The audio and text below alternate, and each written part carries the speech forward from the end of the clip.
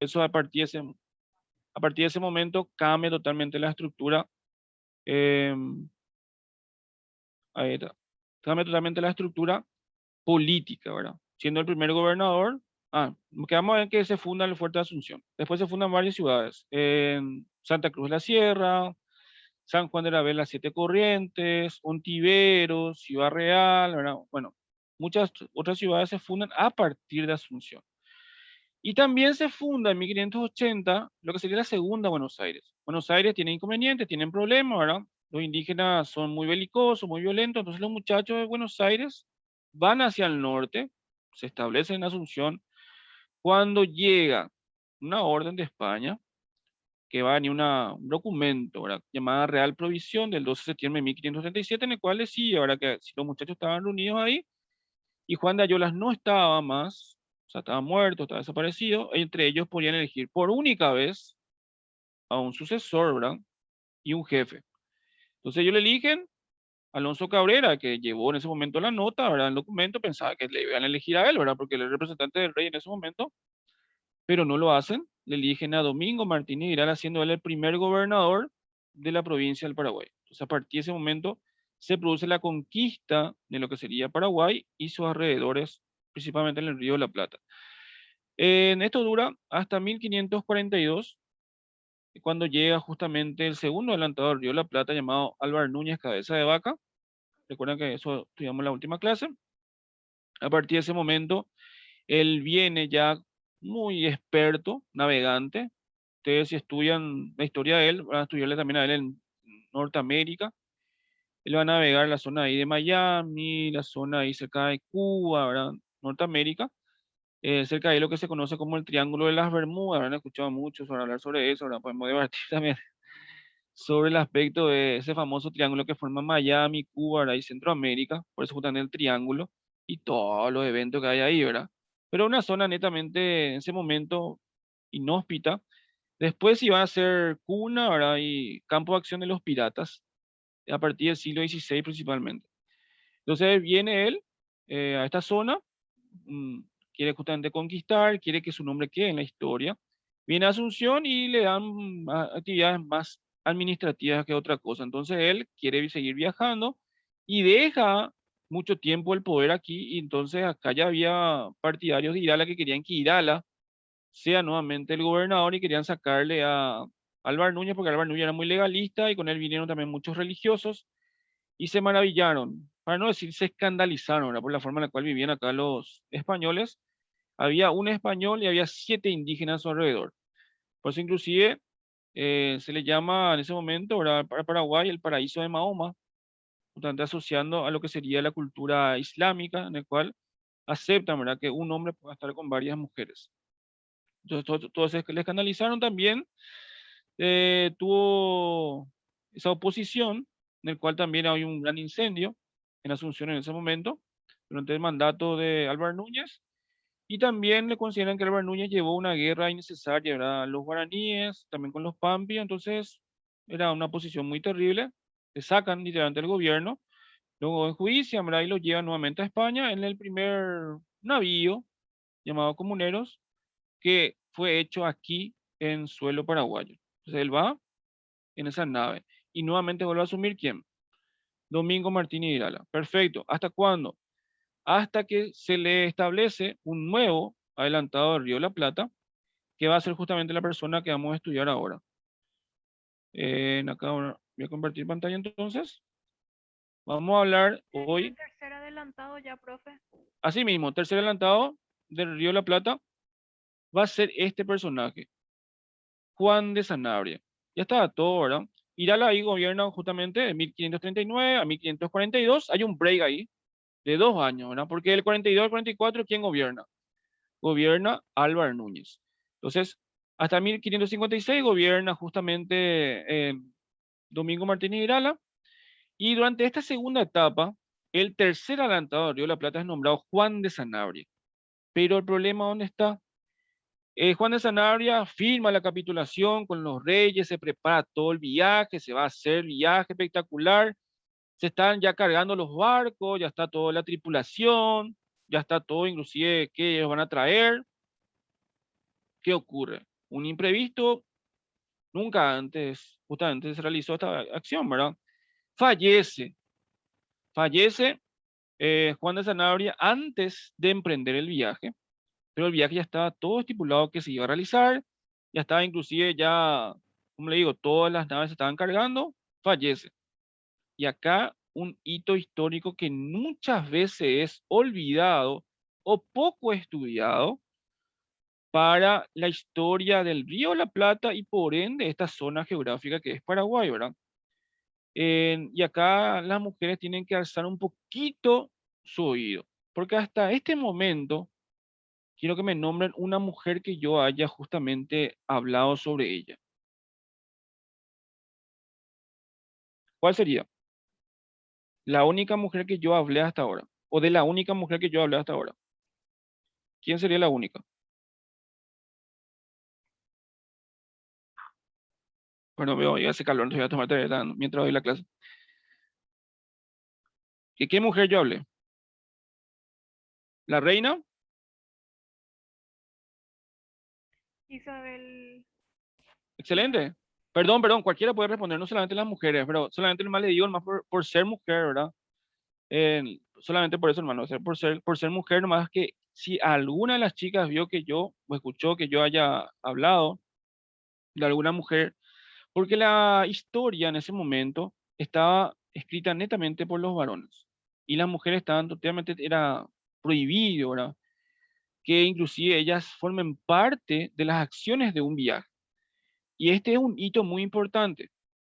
Ya estaba todo estipulado, y como ya estaba firmado por su esposo y la real representante de su esposo y la legal representante de su esposo era justamente su señora, doña Mencia Calderón de Sanabria. Entonces ella hace un hito. ¿Por qué? Porque ella decide emprender ese viaje, que inicialmente iba a ser su marido. Por eso es muy importante eso, por eso justamente, esto yo de forma textual lo saqué de Marimonte, se emprendió la hazaña. ¿Por qué hazaña? Porque primera vez en la historia una mujer se va a hacer cargo de toda una expedición. Ahora, por el hecho de decir que se hace cargo, ¿verdad? Yo no tenía experiencia navegando, no tenía experiencia en ningún sentido para realizar este viaje. Entonces, ¿a quién ella le da la posibilidad? Una persona que fue con el barco de, en su momento, de Álvaro Núñez Cabeza de Vaca, recuerdan que le echaron los muchachos, ¿verdad? ¿Y quién se va con él justamente para realizar esta acción y que él llegue a España? Juan de Salazar y Espinosa. Entonces, Juan de Salazar Espinosa, él está en España en ese momento, le dice, ¿sabes qué? Sí, yo te puedo ayudar, yo conozco esa zona como la palma de mi mano, se suele decir, ¿verdad? Bueno, el tipo conocía esa zona, ¿verdad? Entonces le dijo, yo te voy a ayudar. Entonces, se emprende el viaje como capitán general en ese momento de la expedición de Doña Mencia, va a ser Juan de Salazar y Espinosa. No va a ser fácil, no va a llegar, no van a llegar directamente, ¿verdad? Voy a abrir esto para que ustedes vean mejor. No va a ser fácil. ¿Por qué? Porque van a tener inclusive una tormenta casi ya al llegar a parte de Sudamérica. Y en la zona de Santa Catarina, hoy, en la zona de Brasil, por averías de la embarcación, llegaron y se quedaron ahí casi un año, ¿verdad? O sea, no pudieron llegar a lo que sería el Río de la Plata. O sea, se quedaron ahí en la zona de Brasil, sería un poquito ya cercano a Mato Grosso, y no pudieron llegar. Un año después, sí ya llegan al Río de la Plata y después ya a lo que sería Asunción. Pero ¿por qué es importante, aparte que una mujer la que realizó esta acción? Porque con esta expedición llegaron, por ejemplo, el cronista Hans Staden. ¿Recuerdan quién fue Hans Staden? ¿Les suena? Un cronista. ¿Qué significa cronista? La persona que ve algo, empieza a escribir. Es un cronista. ¿Recuerdan? ¿Qué acción hizo Hans Staden? ¿Por qué es importante? Yo les mostré un grabado que realizó él. Le hice una descripción de lo que él vio. Paraguay, tierra de salvajes y caníbales. ¿Le suena esa obra que realizó Hans Staden? ¿De qué estamos hablando? Sí. Excelente, Por así la mismo. antropofobia sería. Excelente, la antropofagia. Así mismo, Era un ritual, ¿verdad?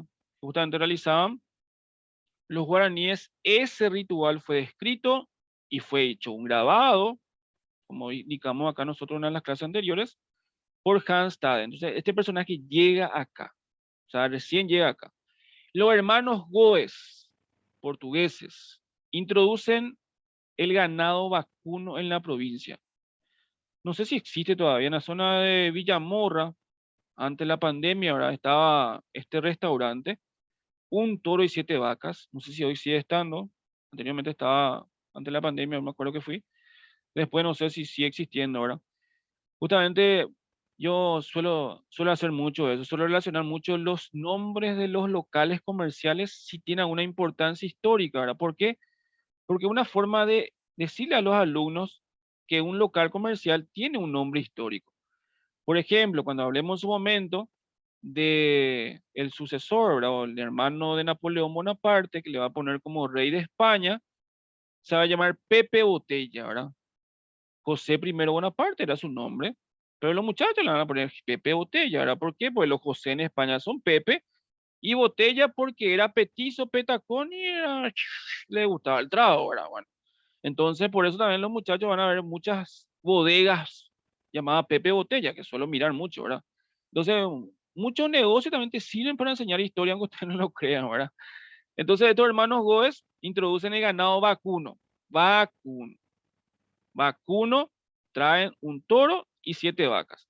Y justamente, ¿verdad? Por eso es una analogía, ¿verdad? Ver que anteriormente había un varón por 7 mujeres, ¿verdad? Y casual, este sí es casualidad, ¿verdad? Acá tenemos un toro y 7 vacas, ¿verdad? Bueno, eso es casualidad, no va también en ese sentido. Y también con esta expedición van a llegar las mujeres. Van a llegar las primeras mujeres a lo que sería la provincia del Paraguay. ¿Por qué eran importantes estas mujeres? ¿Por qué los muchachos que estaban acá, españoles, se van a pelear por el amor de estas mujeres? No porque sean hermosas, ¿verdad? No porque sean muy bellas. ¿Por qué se van a pelear por ellas? ¿Qué le da a un español unirse a otra española? La posibilidad de engendrar qué clase social. A ver, ¿qué clase social se engendra ahí? Hijo de español y española, nacido en América, ¿qué clase social es? Criollo. Asimismo, excelente, criollo. Y uno de estos, ¿verdad?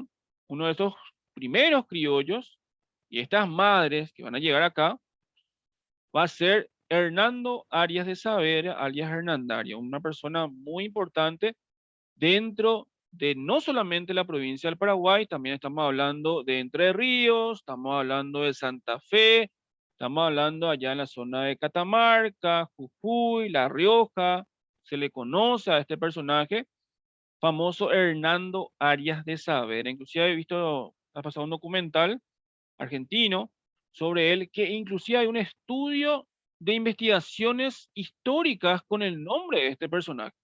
O sea, nosotros acá tenemos calle, tenemos, sí, en la zona de Alto Paraná tenemos una ciudad, pero hasta ahí nomás. No le damos mucha importancia histórica a este personaje, pese a que lo cual es un personaje que hay que estudiar un poquito más, ¿verdad? Por la labor que realizó y por cómo asume el cargo, ¿verdad? Que vamos a estudiar nosotros ahora entonces. Bueno, a ver, a ver. Acá hay hice un resumen de las ciudades que se fundaron a partir de Asunción. Por ese motivo, no es un simple capricho decir, bueno, Asunción, ¿sabes qué?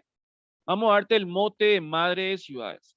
Asunción es madre de ciudades por derecho propio, porque los muchachos estuvieron acá, vinieron la primera a Buenos Aires y de acá salieron a fundar varias otras localidades, entre ellas Nueva Asunción en el Chaco Norte, Bolivia, Santa Cruz la Sierra, que dije hace rato, en 1573, Santa Fe, la propia ciudad de Santa Fe, por eso es muy importante, salieron acá los muchachos de la ciudad de Asunción para fundar Santa Fe por Juan de Garay, por eso Juan de Garay es muy importante dentro de la historia argentina, no solo dentro de la historia paraguaya.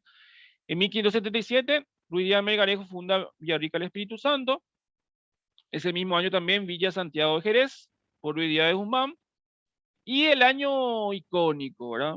Es el 1580. ¿Por qué? Porque se funda lo que sería Santa María del Buen Aire, la segunda Buenos Aires, por Juan de Garay, en el sitio que está ubicada actualmente, ¿verdad? A orillas de lo que sería el Río Negro, ¿verdad? Riacho Negro le llaman ellos, y ya lo que sería ya el Río de la Plata, ¿verdad? Que en ese momento era conocido como Río de Solís, no se le llamaba Mar Dulce como él propiamente lo bautizó, se llamaba Río de Solís. Entonces, con 56 mestizos paraguayos, atiendan bien, Paraguay existía en ese momento, era provincia del Paraguay. La provincia del Paraguay era parte indígena, muchísimos guaraníes, era parte española, y ahí se daba ya la conjunción entre español y entre indígena. Eso da origen a la nación paraguaya, porque la nación paraguaya surge a partir del mestizaje, cuando hay una cultura en común, cuando hay una lengua en común, cuando hay tradiciones, creencias, costumbres, ahí sale lo que sería la nación. Porque una cosa es nación paraguaya y otra cosa es Estado paraguayo. Ante todo este proceso, la nación paraguaya va a ser parte muy importante por la cultura, la lengua, y recién el Estado paraguayo va a surgir a partir de 1811 recién. Durante todo este proceso hablamos de nación paraguaya o nación guaraní también se le suele llamar. ¿Por qué? Porque a esa amalgama, a esa mezcla entre español e indígena que es propiamente nuestra. Según algunos estudios sociológicos, ¿verdad? Casi el 80%, imagínense, 80% de la población paraguaya es mestiza. Mestiza o descendiente de español, ¿verdad? Imagínense. Y recuerdan ustedes, ¿verdad? Hace poco, inclusive el propio presidente de Argentina, ¿verdad? Cometió un desliz, ¿verdad? Decir que la mayor parte de los argentinos vienen directamente de Europa en su origen. ¿Sabe qué, presidente? Está equivocado en tu afirmación. Acá la historia no miente. En 1580 fueron fundadas la ciudad de Buenos Aires, ¿verdad? Por mestizos. Sí, sabemos que hubo una gran inmigración europea, ¿verdad? Pero esa gran inmigración europea se da posterior a esta fundación de esta ciudad, y ni qué decir posterior a la Primera y Segunda Guerra Mundial, ¿verdad? Recién una altísima inmigración europea en lo que sería el Río de la Plata, por ende también en Montevideo. Me refiero ahí a la ciudad que pasamos ahí, ¿verdad? De el charco del Río de la Plata, de ferry, una experiencia espectacular. No sé si alguno de ustedes en algún momento lo hizo. Totalmente recomendado ahí pasar en ferry desde Buenos Aires a Montevideo. También Concepción del Bermejo en 1585. En 1588 Alonso de Vera funda San Juan de la Vera en las Siete Corrientes. El hermoso, majestuoso y precioso río Paraná tenía ahí, hay unos cuantos rápidos. A mí me gusta viajar mucho, por eso a veces cuento los viajes que realizo, ¿verdad? No sé si ustedes se fueron a la zona de Corrientes, alguien conoce Corrientes, hermoso, hermoso lugar, tiene un hermoso puente, tiene una linda costanera, y vos desde el puente puedes divisar todavía hoy estas siete corrientes que son los rápidos que tiene el Paraná justamente en esa zona, en ese lugar. Por eso lleva ese nombre, San Juan de la Vera, las siete corrientes. Bueno, después tenemos otros adelantados. Entonces, bueno, vamos a recapitular. ¿Cuál es la importancia histórica entonces de Doña Mencia? ¿Por qué el hecho en sí de que ella venga ya es importante? Pero ¿qué trajo consigo ella? A ver, esa es la forma en la cual yo hago fijación del aprendizaje, chengo, por eso más les pregunto así para que ustedes ya fijen eso y ustedes mismos se tienen que hacer preguntas. La forma más fácil que yo les recomiendo de estudiar es haciendo directamente ustedes las preguntas. Ustedes tienen que hacer constantemente, se tienen que hacer preguntas del contenido, porque no te garantiza leer 5, 6, 7, 10 veces el libro de Marimonte. ¿Por qué? Porque vos te tiene que parecer interesante el libro de Marimonte. tiene que gustar el libro de Marimonte. Y no, pero a mí no me gusta la historia, profesor, no puedo luego. Que los años, que la fecha, que fulano, que fulano. No, ahí ya me confunde todo. Ya. Ahí vos ya me confundiste todo. Tenés que relacionar, tenés que ir relacionando y tenés que ir buscando la forma en que ese dato sea relevante para tu persona. Por eso yo siempre le digo a ustedes que ustedes tienen que inmiscuirse en el periodo que nosotros estamos tocando hoy, tienen que imaginarse estar ahí, tienen que imaginarse estar en ese momento, cómo estamos viviendo, porque la única forma de que a vos te guste y vos puedas relacionar eso con lo que hoy podés tener como contenido. Entonces, Doña Mencia trajo consigo a Hans Staden, trajo consigo a los hermanos Goes, que trajeron un toro de 7 vacas, también le trajeron a las 50 primeras mujeres, que ellos después dan su origen justamente a lo que sería la clase social llamada criollos. ¿Está bien? Entonces, eso es la importancia de Doña Mencia. También que en ese momento Asunción va a adquirir el grado de madre de ciudades, varias otras ciudades se van a fundar, incluida, ahora la más importante de todas va a ser la segunda Buenos Aires por Juan de Garay, y también sería Santa Fe. Santa Fe es una ciudad muy linda, muy hermosa, ahí en Argentina, totalmente recomendada para visitar. Eso es lo que, la mejor inversión que ustedes pueden hacer en algún momento, ahora cuando termine este tema de la pandemia, es viajar. Viajar es la mejor inversión que una persona puede realizar, esos recuerdos nunca se olvidan. Bueno, en 1576 llega Juan Ortiz de Zárate y con él la última inmigración hispana. Estamos hablando de la última inmigración importante, ¿verdad? Para establecerse acá. En 1587 llega el último de los adelantados, sería ya Juan Torres de Vera y Aragón, una ciudad, perdón, una avenida, una calle, ahí en la zona de Sajonia también lleva ese nombre. Recuerdan que yo le dije la vez pasada que Sajonia es un lugar muy lindo también para enseñar historia. ¿Por qué? Porque todas las calles tienen significado histórico y de esta época. Comencé hablando inclusive de la calle en la cual se origina desde la propia facultad nuestra, que es el caso de la Facultad de Filosofía, que lleva el nombre de Gobernador Irala. Ahí lo que comienza. Y la calle paralela sería Comandante Gamarra, que nosotros vamos a estudiarla a él dentro de la independencia nacional, específicamente Tacuarí y Paraguarí. Esas batallas las vamos a estudiar a ese personaje. Entonces, por eso es muy importante saber también muchas veces por qué esa calle lleva ese nombre, ¿verdad? Bueno, entonces acá ocurre lo siguiente. Nosotros dependíamos en este momento de qué virreinato. Virreinato del Perú. Ustedes habrán escuchado muchas veces la idea, dice, me costó un Perú. O sea, que te costó muchísimo, ¿verdad? Porque en ese momento tenemos que tener en cuenta que era casi 6 a 9 meses inclusive de diferencia para que cualquier información llegue de Paraguay, de Asunción específicamente, a lo que sería Perú, el virreinato del Perú. O sea, era muy extensa la distancia de ambos territorios. Entonces, muchas veces acá cuando moría el gobernador era incapaz, o el gobernador se le echaba, ¿verdad? Se le sacaba del gobierno. ¿A quién se le elegía? Se elegía a un gobernador entre los muchachos, ¿verdad?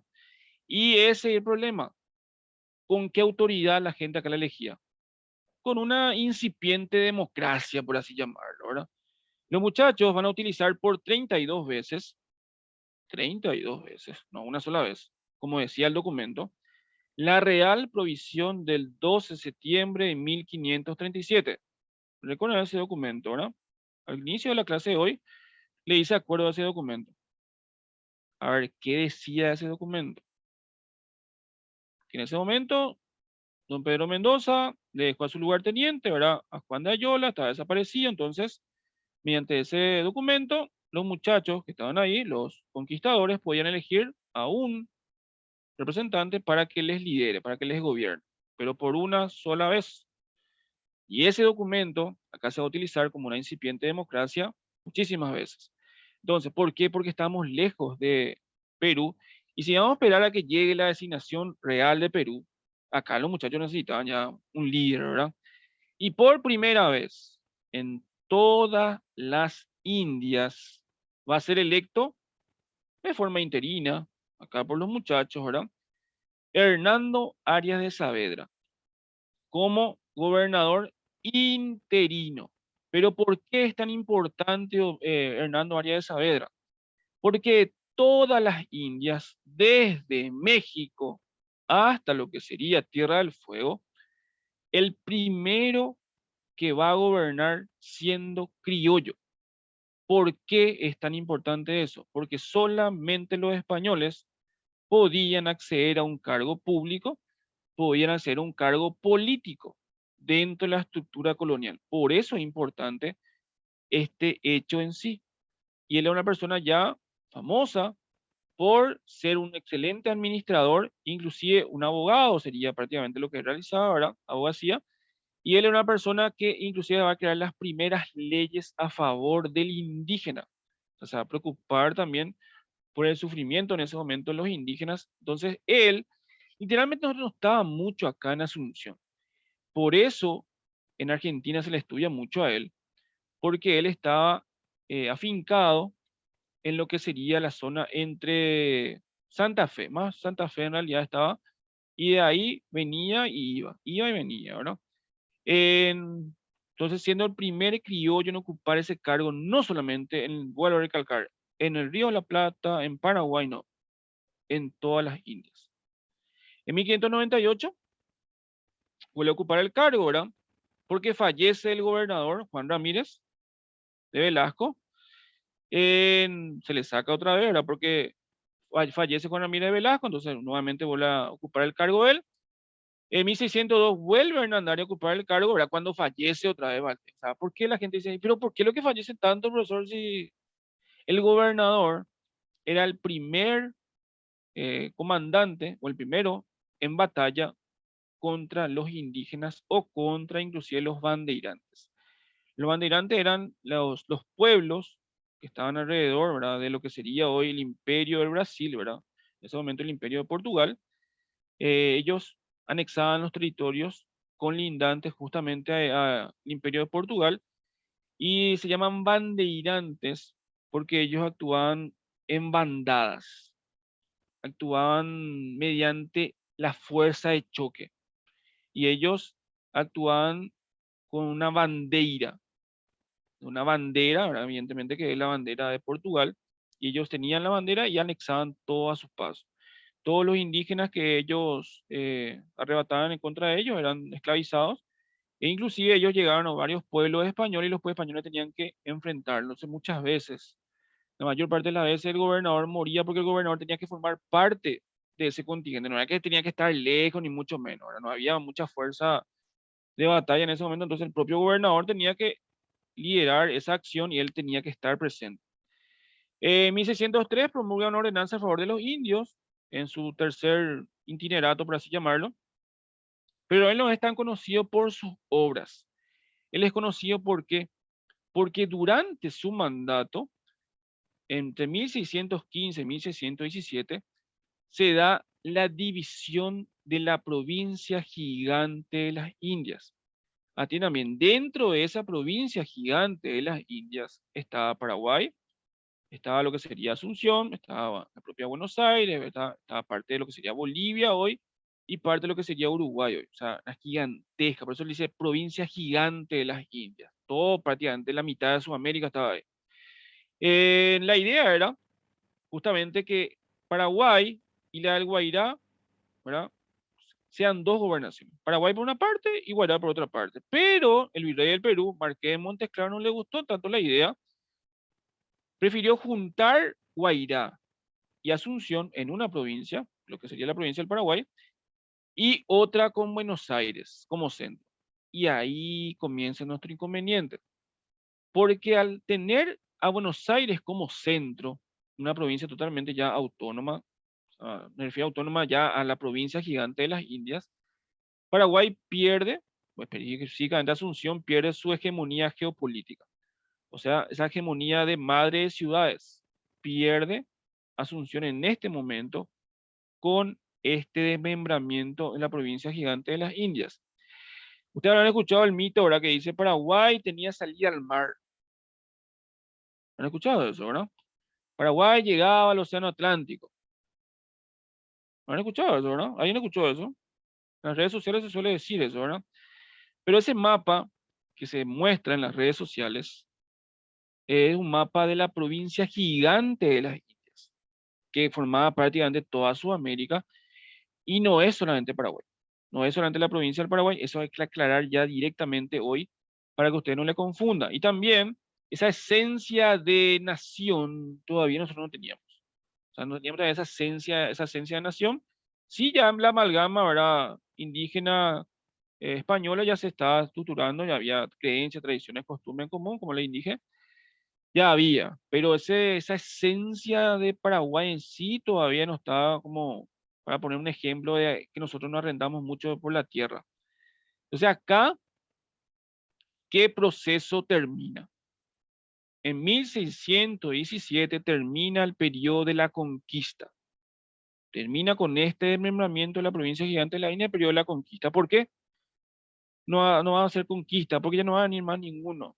Ningún explorador ya no va a venir más, ya no va a haber ni una persona designada a venir a descubrir nuevas tierras, ya no va a venir ningún adelantado. Solamente a partir de este momento se van a estudiar a los gobernadores en sí y al proceso ya llamado colonización, porque la conquista es toma de territorio o de la cultura mediante el uso y el abuso de la violencia. Sin embargo, la colonización es un proceso en el cual se caracteriza por la amalgama justamente cultural en el cual las personas vienen ya a afincarse acá, a vivir acá. La idea anteriormente del español era venir, conquistar, llevar el oro, la plata, ¿dónde? A España. Ir a enriquecerse, ¿dónde? Acá el oro, puede tener mucho oro acá, ¿verdad? Pero ¿qué va a hacer el oro? ¿A quién le va a vender? Tiene que irse a España y allá sí va a ser rico, acá no va a ser rico. Entonces, termina el proceso de la conquista y al hecho de que sea periodo de la colonización, la gente va a venir acá a afincarse, a vivir acá. Pero principalmente ese es el inconveniente que va a tener Paraguay, específicamente la provincia del Paraguay. ¿Por qué? Porque la mayor parte de la gente, ¿dónde se va a quedar? En Buenos Aires, ¿verdad? ¿Por qué? Porque estamos hablando de una zona portuaria, cercana al Río de la Plata, entonces pocas personas van a ser las que van a prender rumbo norte, me refiero al Río de la Plata, a lo que sería Asunción. Entonces acá comienza el periodo llamado de la colonización. ¿A una pregunta hasta acá sobre este proceso? Después acá justamente dice revolución comunera, ahora por eso no vamos a tocar todavía hoy. ¿A una pregunta hasta acá? ¿Se entendió? ¿Vamos bien? Yo tengo una, pero más o menos está como al borde ahí de una curiosidad nomás. Sí, señor, Eh, adelante. ¿De qué murió Juan de Sanabria? En ese proceso, de ese momento, las enfermedades no estaban totalmente estructuradas, ¿verdad? Murió de fiebre alta, que podía ser tifus, podía ser disentería, podría ser una enfermedad, una simple gripe, ¿verdad? Una simple influenza, pero la mayor parte de la gente moría de fiebre. O sea, si te daba fiebre y muy alta, te daba convulsiones, era muy probable que vos fallezcas porque no había en ese momento forma de evitarlo, ¿verdad? O sea, eran remedios naturales, principalmente lo que se le daba a la gente, entonces, pero no murió, ¿verdad? Como el caso de don Pedro Mendoza, que ya se sabe, de una enfermedad sexual, inclusive muchas veces se quiso evitar eso, ¿verdad? Viste cómo era muy aristocrático el cargo de don Pedro Mendoza, que mucha gente hasta el día de hoy, ¿verdad? Dice nomás murió de fiebre alta, pero como tenía llagas en su cuerpo, se puede considerar que murió literalmente de lo que sería la sífilis.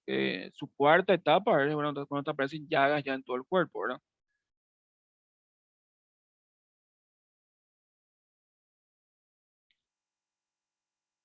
Perfecto, no hay pregunta acá. Bueno, seguimos entonces. Ahora nos vamos a lo que sería ya a partir del año 1700 en adelante. Recuerdan que la dinastía que nosotros estamos estudiando hasta ahora, ¿qué nombre lleva? La dinastía de los reyes de España, ¿qué nombre lleva actualmente?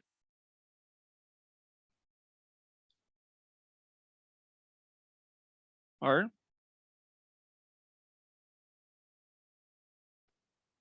¿Qué dinastía estamos hablando nosotros ahora? Un poco, la pronunciación es con H, ¿verdad? Habsburgo.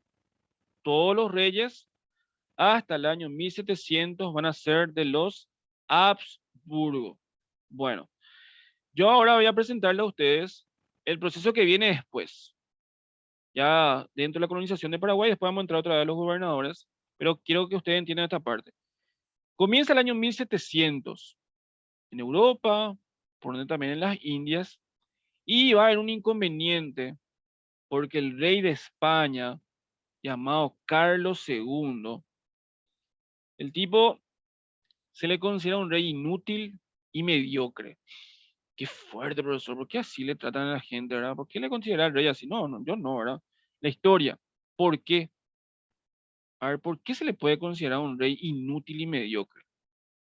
Por muchas cosas, ¿verdad? Nómbrenme uno. ¿Por qué ustedes pueden considerar un rey inútil y mediocre? Porque no sabía manejar a su ejército.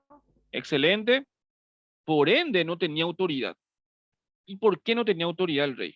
A ver, ¿por qué el rey no puede tener autoridad? O sea, podemos sacarle que sea un gran estratega inclusive, ¿verdad? Pero ¿qué le da autoridad a un hombre? Inclusive dijimos en la parte de los indígenas que el indígena, ¿qué tenía que gobernar inicialmente?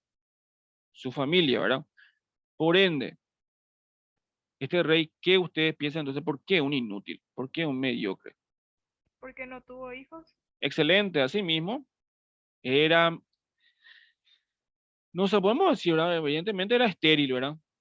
Era un rey que no tuvo hijos y es un inconveniente gravísimo. ¿Por qué? Porque podía literalmente, cosa que ocurrió, ¿verdad? Se pierde el apellido, se pierde la Pero dinastía este no totalmente. es el que viene que sus padres se casan con su prima Así y mismo, se vino degenerando totalmente hasta así mismo, así mismo. Y era ahí, escuálido, era débil, era sí, totalmente ya lo conozco.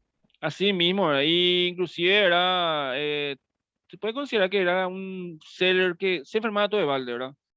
Y eso ya, eso le llama la gente la mirada todo mal, ¿verdad? Porque el rey pues, tiene que ser gallardo, ¿verdad? Tiene que ser valiente, tiene que mostrarlo, ¿verdad? Su estructura física, ¿verdad? Tiene que ir en la batalla, tiene que estar ahí, ¿verdad? Mostrando. Bueno, este no, de todo lo contrario, ¿verdad? Era algo famélico, ¿verdad? Famélico significa que es piel y hueso, literalmente, ¿verdad? Porque tenía problemas, luego consumía muchos alimentos y ya vomitaba, ¿verdad? Y tenía muchos inconvenientes de salud, ¿verdad? Bueno, eso uno. Y aparte de eso, el tipo no podía tener hijos. Y peor todavía, ¿verdad?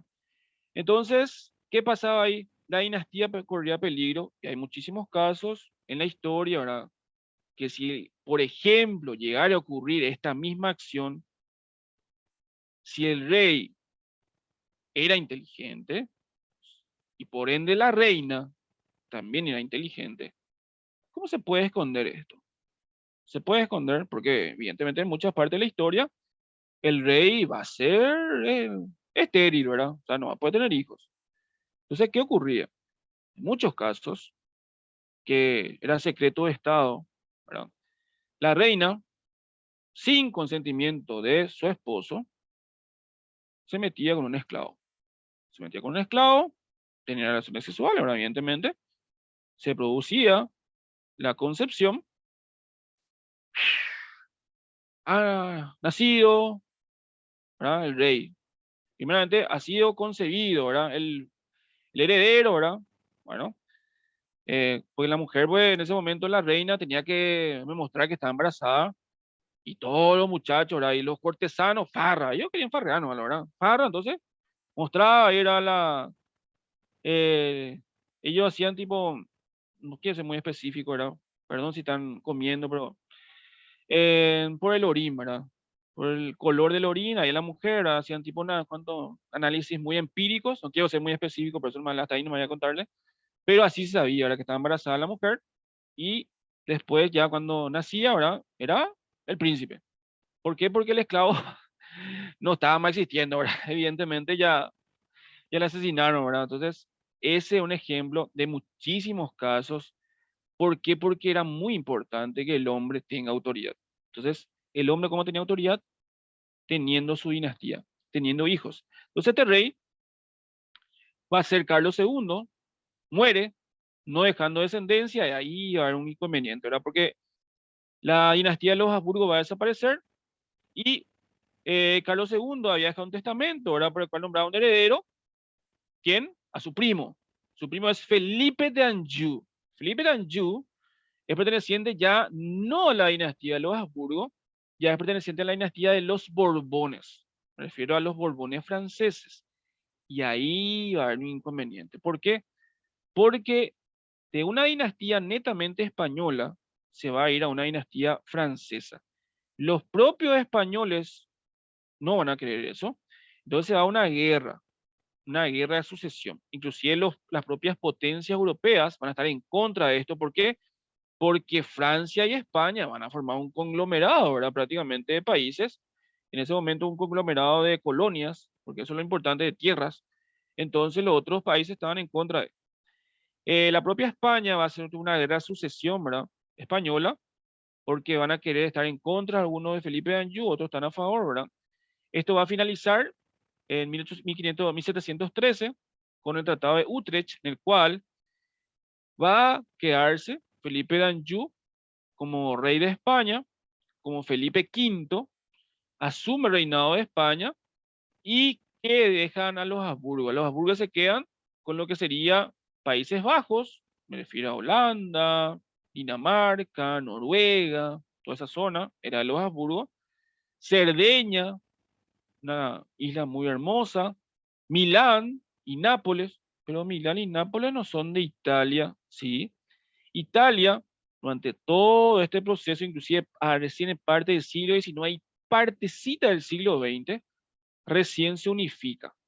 Por eso van a ver el poderío muy importante de cada ciudad de Italia. Nosotros hablamos Renacimiento. ¿Recuerdan, verdad? ¿De qué ciudad principalmente hablamos Renacimiento? De Florencia, porque ahí estaban los Medici, la dinastía de los Medici. Por eso la mayor parte de Italia eran principados. Y todos estos principados formaban parte de la dinastía de los Habsburgo. Inglaterra siempre va a caer bien parada, ¿verdad? Aliada de un primer momento estaba con los Habsburgo, ¿verdad? No, después entonces, ¿qué va a hacer? Se va a aliar con los Borbones, obtuvo algunas posesiones en Europa y en América, ¿verdad? Pero lo principal es que obtuvo la posibilidad de navegar y la posibilidad de comerciar con los esclavos. ¿Y con quién se va a pelear por este comercio de los esclavos? Con Portugal. Portugal e Inglaterra van a ser los que van a comerciar los esclavos inicialmente, ¿verdad? Van a sacarlos de África, principalmente, como su nombre lo dice, de las costas. Por eso el país literalmente que más sufrió esto va a ser Costa de Marfil. Justamente va a tener ese nombre, ¿verdad? Por otro ámbito comercial muy importante, que era que el caso del marfil, el caso del elefante, nos referimos, ¿verdad? Pero específicamente esta parte de los esclavos va a ser muy, pero muy evidente, ¿verdad? Que Portugal e Inglaterra se van a surtir económicamente de este comercio. Y los Borbones, ¿qué van a conseguir? La corona de España y todo el imperio de ultramar. Entonces, por ese momento, acá el rey que va a tener ya el mayor poderío, por eso acá comienza lo que se llama también el absolutismo monárquico, el poder absoluto del rey y la época más esplendorosa literalmente de lo que sería el imperio español, va a ser el rey Carlos III, el máximo exponente de los Borbones y cuando llega a la cúspide de la colonización española en América. España entonces tenía un problemón después. ¿Por qué? Porque una vez que terminó el tema de esta guerra de sucesión, tenía que pagar.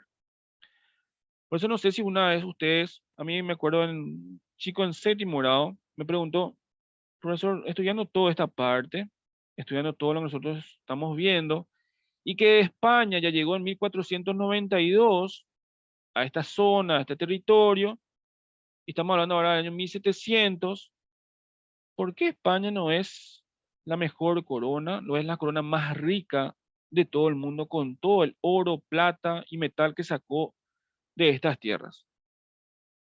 ¿Cómo podemos responder eso? Acá se está respondiendo. España en guerras, en sucesiones, en guerras civiles, en guerras con otras coronas, En parte también los piratas le sacaron algo, ¿verdad? O sea, por eso, literalmente, todo el oro que se sacaba de América no llegaba a España, y si llegaba a España, era como una canilla abierta. No llegaba literalmente al rey, ¿verdad? Eso llegaba literalmente a lo que sería todos los problemas de batallas y guerras que tuvo justamente España con las potencias, vecinas principalmente, ¿verdad? Entonces, este problema ya tuvo inconvenientes económicos, entonces lo primero que los Borbones quisieron que es recaudar. Tenemos que recaudar, tenemos que buscar la forma de que estas colonias nos sirvan a nosotros como corona española para tener mayor capacidad económica y financiera. Entonces, lo primero fue el ordenamiento inicialmente territorial. Se van a crear varios virreinatos más, se van a crear varios puertos, se va a establecer el comercio, va a cambiarse totalmente la estructura para que ellos puedan totalmente comerciar de una forma diferente. Entonces, estas colonias, era la idea que ellos, esto literalmente es una mina de oro. Tenemos entonces que aprovecharlo, no solamente como metal precioso, ¿verdad? Que tenemos que aprovecharlo ahora de forma comercial y financiera. A eso se le conoce como reformas borbónicas. Entonces, estas reformas apuntalan netamente a la parte impositiva, hacer más impuestos en beneficio de la corona, no en beneficio de los colonos que estaban en América, en beneficio de la corona. Eso es lo que buscaban justamente estas reformas borbónicas. Acá yo tengo un cuadro de lo que serían estas reformas. Y esto es muy importante porque he visto en un examen anterior, en la Facultad de Filosofía, justamente se preguntó, una de las reformas borbónicas, política fue. Y ahí ya un problema, ¿verdad? ¿Por qué? Porque política se refiere a la creación de la intendencia. Acá en Paraguay, por ejemplo, va a ser el gobernador la máxima autoridad, pero a partir del año 1782 ese gobernador va a ser gobernador intendente. Y gobernador intendente se refiere a que él va a poder fundar ciudades, él va a poder establecer o tener una autoridad militar dentro de su autoridad como gobernador. Entonces, por eso es muy importante. Y esa autoridad militar implica que él es la máxima, el máximo exponente en ese sentido. Era tipo un corregidor, ¿verdad? En el ámbito económico se va a cambiar. Anteriormente, recuerdan ustedes que era, no sé si expliqué esa parte, cómo se establecían las expediciones españolas hacia América y viceversa. ¿Recuerdan ustedes la flota? No sé si hablé de eso, la flota. ¿Me recuerdan si hablé de la flota que realizaban los viajes de España, América, América, España?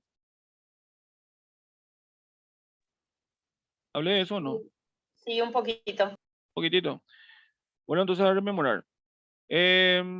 Recuerdan, hablamos, ¿verdad? Que en agosto salían las flotas principalmente de España hacia América. En octubre salían de América hacia España una flota. Significa 15, 20, 25 barcos se iban. De esos 25 barcos, el 10% eran barcos de guerra que estaban puestos siempre en un rombo. O sea, uno en la cúspide, en el norte, otro en el sur, ¿verdad? Este y oeste. ¿Para qué? Para evitar justamente que vengan los piratas, vengan fuerzas extranjeras, ¿verdad? O inclusive los propios corsarios. Pues los piratas se van a ir renovando, ¿verdad? Y no solamente en la parte los piratas estaban en la zona del Caribe, ¿verdad? No, estaban en todo prácticamente las colonias americanas cercanas al Océano Atlántico e inclusive crearon ciudades, ¿verdad? Ya hablamos en su momento de eso, si no lo hablé, podemos hablar de Port Royal, ¿verdad? Y toda esa parte del Mar Caribe. Y existieron, hicieron estragos, entonces para evitar o que esa carga en lo posible no se pierda totalmente, estaban los barcos de guerra tratando de evitar eso. Entonces se iban mucho, con mucha carga. Yo vos sabías, ¿verdad? Si vos ves un cargo, o sea, un carro blindado hoy, si vos ves un carro blindado, sabes que tiene qué cosa, sabes que tiene plata adentro, ¿verdad? Y la misma cosa era en ese momento. Si vos veías una flota con muchos barcos y veías que en ese momento estaban resguardados esa flota por barcos de guerra, vos sabías que ahí había algo importante, sabías que estaba construyendo algo importante, entonces evidentemente te la atacaban, ¿verdad? Entonces, ¿qué trata de evitar acá los Borbones? Trata de evitar entonces eso, entonces dice, bueno, vamos a hacer un avión de registro. Cualquier persona, cualquier fulano hoy puede firmar un contrato con los reyes de España mediante la casa de contratación, por eso el nombre de la casa de contratación, podía firmar ese contrato y podía navegar tranquilamente. Anteriormente vos tenías que esperar y salían 4, 5, 20 naves de una sola vez. Ahora, si vos querés salir, sin problema, hacer un nuevo contrato, vos salís. Vos haces tu propia expedición y te vas, sin problema. ¿Por qué? Por la idea del comercio. La idea de comerciar directamente, comercio más rápido, más fluido, para recaudar más. Esa es la idea. Ese navío de registro, entonces, por eso es muy importante. Anteriormente, antes los Habsburgo, antes de 1700, el monopolio era comercial. Vos podías comprar y vender solamente a España. Y viceversa, ¿verdad? España podía comprar y vender solamente a América. Eso salió totalmente, ¿verdad? No le comería al comercio, entonces, ¿qué hacen los Borbones? Vamos a hacer libre comercio. Ahora las potencias europeas pueden comerciar también con las colonias, ¿verdad? Pero eso es casi imposible, ¿verdad? ¿Las colonias con quién comerciaban? Con otras colonias. Así y viceversa. Por ejemplo, Paraguay, la provincia de Paraguay podía comerciar con Buenos Aires y viceversa. Eso se podía establecer. Ya anteriormente eso casi era muy difícil. Aduanas, sí. Es también un ámbito muy importante. Se crea el establecimiento llamado aduana. ¿Qué es lo que es una aduana? Un puerto en el cual está estipulado recibiendo, van a recibirle, ¿verdad?, a las personas que llegan y van a también a hacer la posibilidad de despedir las personas que van. Compra, venta de productos, la aduana y los impuestos se cobran directamente ya ahí. Entonces, con esto, las reformas administrativas estaban más estipuladas y estos puertos, ¿cuáles son, por ejemplo? Buenos Aires, en ese momento, era el puerto más importante y en la zona de Perú, la propia Lima, o sea, son las zonas ya que hoy son capitales de los estados, ya totalmente independientes, ¿verdad? Pero ya tenía ya una importancia, no solamente histórica, una importancia ya geográfica, una importancia económica, cada ciudad. Y los impuestos, ¿verdad? Que vamos a poner después quiénes son. En lo político, la creación de intendencias, para que ustedes más o menos tengan, acá habla solamente de Perú, ¿verdad? Porque es un cuadro que yo saqué de una información que hablaba de Perú, pero la esencia es lo mismo. Justamente participé en un seminario en la pasada de historia del Perú, entonces estábamos hablando con un profesor y este es un cuadro que es la reforma borbónica, ¿verdad? De Perú, ¿verdad? Pero lo mismo es la división con relación a Paraguay. La parte territorial es el caso de la creación de nuevos virreinatos. Les voy a poner un mapa después para que ustedes se ubiquen geográficamente qué nuevos virreinatos se crea a partir de los Borbones que anteriormente con los Habsburgos no existían. Se crean también las capitanías generales y se crean también la estructura política. En el ámbito eclesiástico, durante el gobierno de Carlos III, 1767, una fecha muy importante que hay que anotar, ¿a quién se le expulsa? A los jesuitas. No solamente de Paraguay, no solamente de la provincia de Buenos Aires, se le expulsa de todas las provincias de América. Después vamos a explicar cuando entremos en los jesuitas por qué ocurre esto, ¿verdad? Pero esa fecha, hermana, tienen que anotar por qué. Porque los jesuitas tenían reducciones, tenían muchísima parte geográfica a su cargo, tenían colegios, tenían seminarios también a su cargo. Y todo eso, ¿a dónde va a parar? A lo que sería la gobernación. Y todos esos lugares se van a volver cuarteles. Se van a llamar secularización de los conventos. Bueno, entonces esta nueva dinastía, lo que dijimos, ¿verdad? La idea es estas reformas política, económica, religiosa, cultural, pero principalmente la idea era que este progreso económico se realice. Se sale de un monopolio comercial a lo que sería un mercantilismo. Estarán estudiado, esto se da en el primer curso, me parece que hoy en el segundo, anteriormente se da en el primer curso de historia, las ideologías de economía, ¿verdad? Economía, liberalismo, mercantilismo, fisiocracia, ¿verdad? Sí, el profesor me tengo que acordar ahora del primer curso del colegio, no, por lo menos para que ustedes relacionen, ¿verdad? Estos son teorías económicas que ustedes ya dieron en algún momento y algo se van a acordar de eso. Se promueve y se protegió la industria manufacturera dentro de la propia España y dentro también de las colonias. Se organiza el ejército, se adquieren nuevos barcos, poquito más modernos, ya totalmente equipados con armas. Muchos barcos inclusive son barcos comunes, comerciales, galeones, pero estaban transformando y se podían transformar en barcos de guerra con algunos cañones que le van a poner los muchachos, ¿verdad? Se crean los monopolios, los comercios principalmente ya, me refiero a la parte agroindustria que hasta el día de hoy, por ejemplo, se establece. Por ejemplo, se fomenta la agricultura, se fomenta esta agricultura con lo que se llama fisiocracia. ¿Alguien sabe a qué se refiere la palabra fisiocracia? ¿Estudiaron en algún momento? ¿Les suena la palabra? ¿Saben el significado? Descomponer, por ejemplo, esa palabra y ver el significado etimológico de lo que sería fisiocracia. ¿Una idea previa? Fisiocracia, fisio se refiere a físico, me referimos a suelo, y cracia es gobierno. Cracia, gobierno, proviene de kratos, ¿verdad? Que es poder justamente. Entonces, gobierno de lo que sería el suelo. Según la fisiocracia, el dinero va a provenir del suelo. Por ende, agricultura, ganadería van a ser los ámbitos primarios que se va a realizar justamente en la fisiocracia. Se va a aumentar la presión sobre los tributos. Imagínate vos, ser un indígena, ya te están ya explotando en la mitad, en la encomienda, en llana con asgo, y ahora te van a decir, ¿sabes que tienen que pagar impuestos? El 5% supuestamente, ¿verdad? Por cada indígena vos tenés que pagar. ¿Y quiénes no pagan impuestos? Los jesuitas, los franciscanos, los jerónimos, los dominicos, ¿verdad? Bueno, y eso va a también ser una causante de lo que posteriormente vamos a conocer como revolución comunera a partir del año 1735 aproximadamente. Vamos a estudiar después. Se aumenta la explotación y exportación de productos coloniales. Y acá viene, atiendan bien. España ya estableció esto. En Cuba, ¿qué vamos a cultivar? Azúcar. ¿Le suena, verdad? Azúcar. La famosa Celia Cruz. No sé si acá a uno de ustedes tiene más de 30 años aproximadamente. Imagino que le va a conocer a ella, ¿verdad?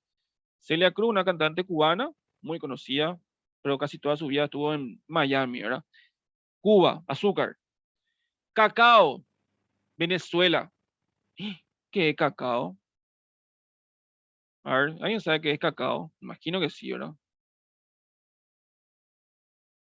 ¿Qué es el cacao? De lo que se hace el chocolate. Excelente.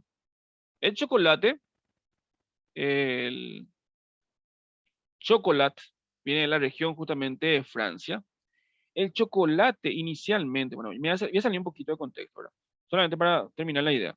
El chocolate inicialmente fue creado por los monjes franceses y literalmente era amargo. Si ustedes prueban el chocolate europeo, principalmente el chocolate suizo, no es muy dulzón como el chocolate acá de América, ¿verdad? ¿Por qué? Porque el chocolate originalmente no tenía este que nosotros vemos acá, que es el cacao, ¿verdad? Después, nomás los muchachos acá ya hacen una mezcla de dioses y pantera, ¿verdad? Sobre el tema del chocolate, pero el chocolate inicialmente era tipo amargo, no era tan dulce como nosotros consideramos hoy. Eso viene de Venezuela, entonces cacao que hasta el día de hoy se produce, ¿verdad? La plata, ¿de dónde? Zona de Potosí, Bolivia, hasta el día de hoy se produce. Vemos que hoy nuestro río, bueno, en teoría río, ¿verdad? Río Pilcomayo nace en la zona de Oruro y Potosí, netamente una zona minera, por ese motivo un río cansino con poca edad de agua y un río con mucho sedimento, ¿verdad? ¿Por qué? Porque viene en la zona de Potosí y Oruro, que hay muchísima zona minera hasta el día de hoy, una zona con mucha explotación, entonces ese río tiene muchísimos inconvenientes para un correcto recorrido, ¿verdad? Nosotros tenemos que hacer siempre dragados y siempre tenemos que pelear con Argentina para ver qué parte del río Pilcomayo nos toca, ¿verdad? Ustedes ven siempre ese mapa, dice río Pilcomayo ahí, literalmente un hilito ahí, ¿verdad? Pero mentira, se divide casi en 3 hilos, principalmente tiene que llegar hasta Argentina una parte, otra parte llega a Asunción, no, ¿verdad? Ustedes vieron el río Pilcomayo, en teoría debería ser ahí cerquita de Puerto Elsa, ¿verdad? El río Pilcomayo, pero no, a veces no llega, ¿verdad? Ese hilito que vos ves ahí, bueno, es el río Pilcomayo. El cuero, la zona principalmente del cuero, ¿verdad? Ahí en la zona de las curtiembres, en la zona del Río de la Plata, por ejemplo también Paraguay, está ahí. Y esto hasta hoy se mantiene. Eso más quiero que usted entienda. Esto se estableció ya siglo XVIII, siglo XVII, y hoy sigue estando de esta misma forma todavía. Estos países tienen esta idea de extracción de su suelo, estos mismos artículos, ¿verdad? Esta misma esencia. Por eso es muy importante que podamos explicar esto, que esto ya hicieron los españoles y se sigue estructurando, ¿verdad? Entonces, se reemplaza la flota galeones, ¿verdad? Se cambia ¿por qué? Por navío de registro. Cualquier persona hoy podía firmar con la casa de contratación. Yo quiero irme a América, quiero hacer esto, bueno, perfecto, firmar, te vaya. Organiza tu expedición y te vas solo, un barco. Anteriormente necesitaba vos sí o sí un permiso, sí o sí tenía que irse todito una sola vez, ¿no? Eso era muchísimo inconveniente, entonces ahora mucho más ágil, mucho más fácil. La idea era recaudar, entonces los navíos de registro hacían que este comercio sea mucho más rápido. El reglamento de libre comercio, eso hizo que justamente las relaciones comerciales entre las colonias sean mucho más ágiles y se va a desalentar qué cosa, el famoso contrabando. O sea, el contrabando, porque pues sí o sí la gente tenía que ir a comerciar a otra provincia y pagar impuestos, ¿verdad? O sea, la idea era esa. Y la idea era que evitar justamente o desalentar, ¿verdad? El contrabando, cosa que es imposible, ¿verdad? Pero por lo menos desalentar un poquito más. ¿A una pregunta esta parte? ¿A una idea que hayan tenido? ¿Una pregunta que quieran hacer? Sobre los Borbones, ¿se entendió bien?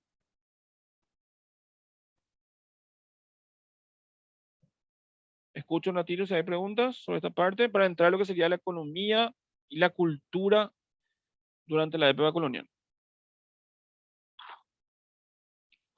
Esta parte, Seguimos en el año 1700, profe, ¿verdad? seguimos el año entre 1600 a 1700, toda la parte de la colonia, toda la parte de la colonia.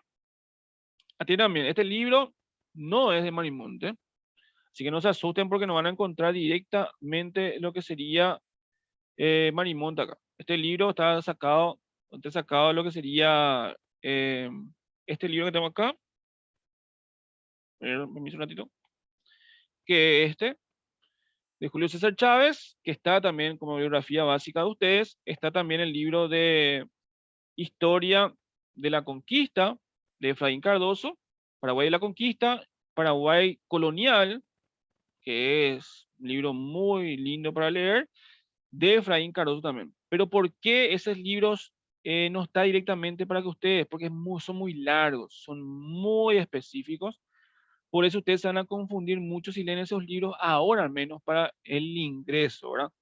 Pueden leerlos si tienen la posibilidad y tienen el tiempo, ¿verdad? Y si ustedes se educan para leer, estarán muy buenos. Pero para cursillo, por eso no se recomienda. ¿Por qué? Porque son libros muy específicos y ya para un acabado estudio sería excelente, ¿verdad?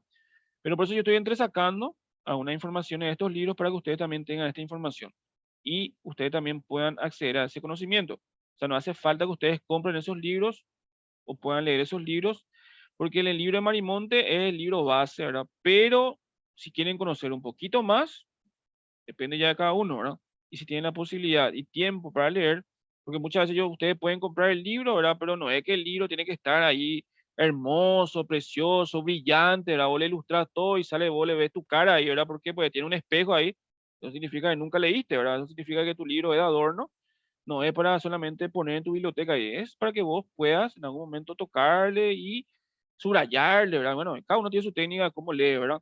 Entonces, la idea es que ustedes se armen de tiempo también. Por eso justamente es la idea que nosotros tenemos en la clase. Ustedes pueden compartir también algún tipo de conocimiento que tengan sin ningún inconveniente, sin problema.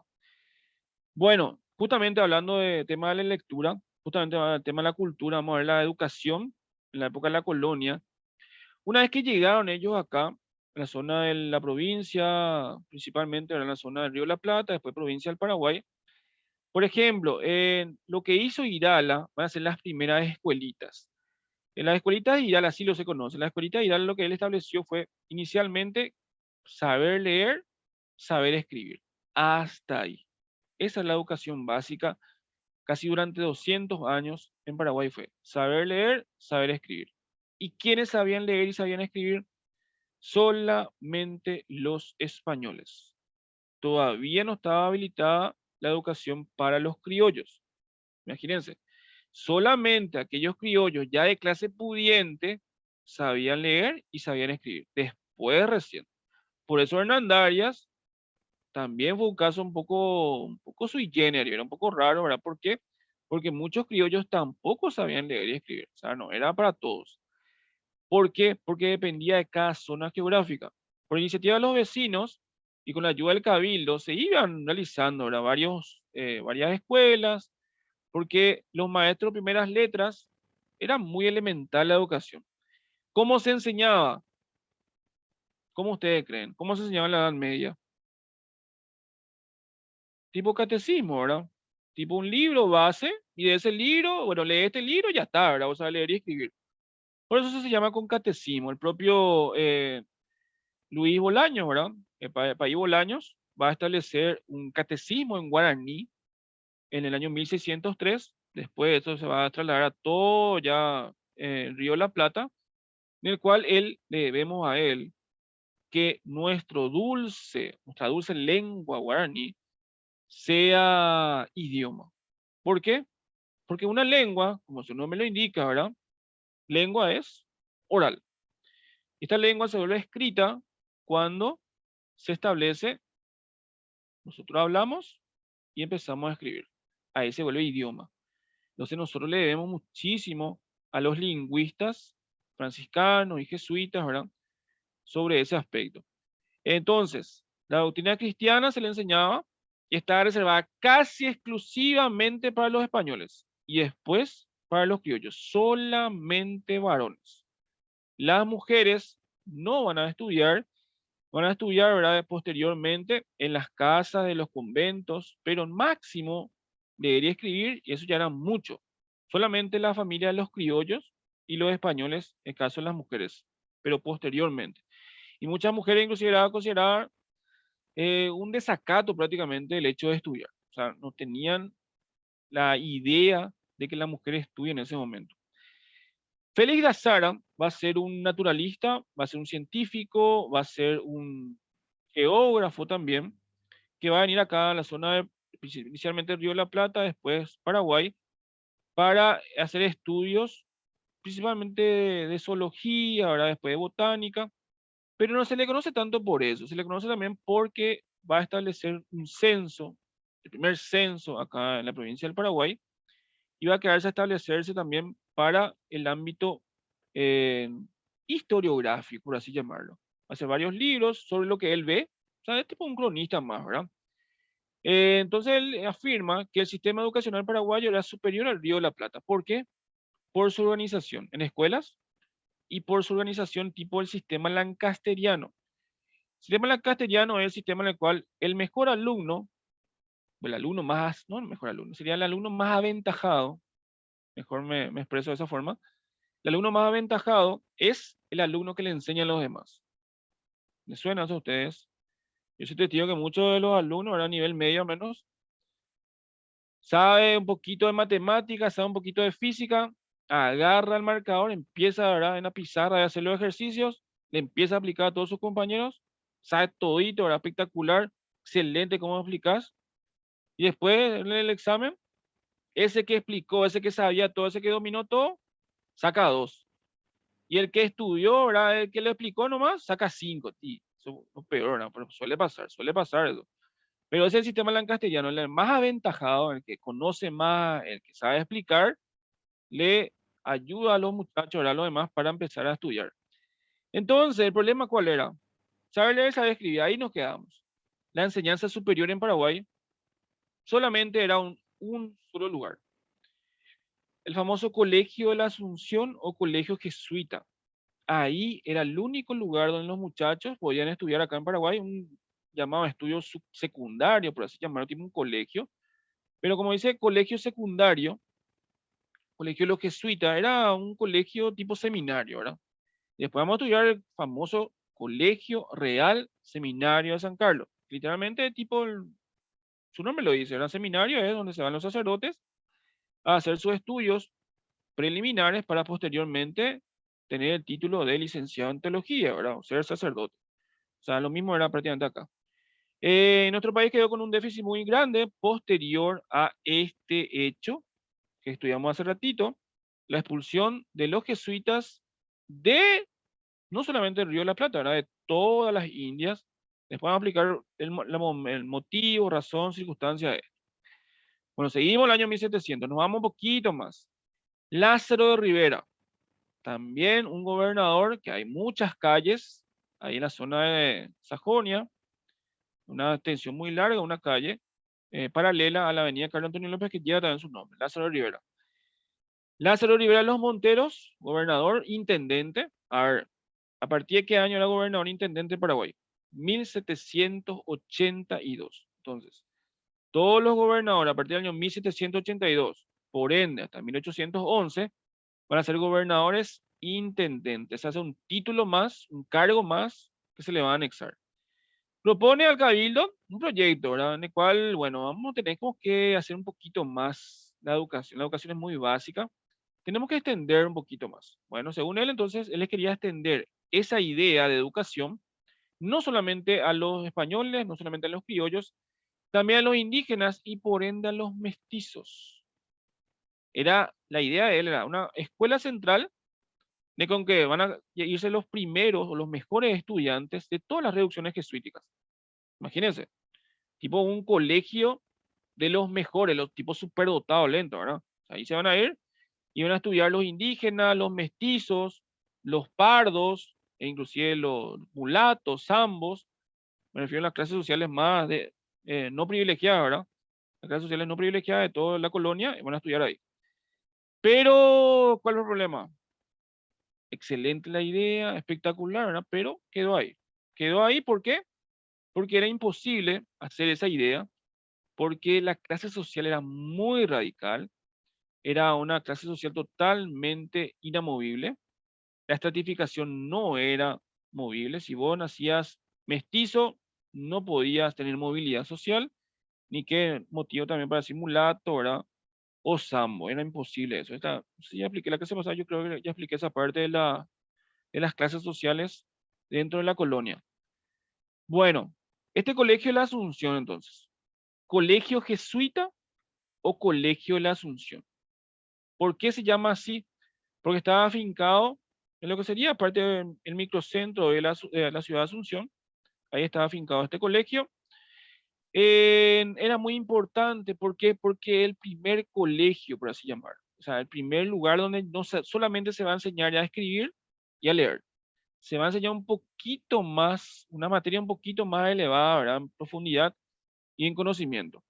Porque ya dijimos, ¿verdad? Lo que hizo Domingo Martínez Irala, las escuelas primarias, ¿verdad? También de Hernandarias, Luis Díaz de Guzmán, que fueron conquistadores también.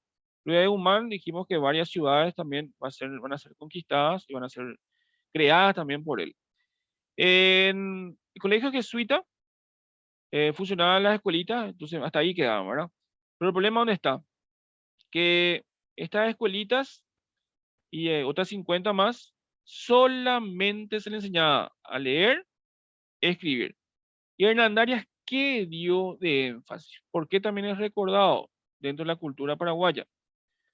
Porque le enseñó oficios en la escuela. O sea, vos salías de la escuela sabiendo hacer algo.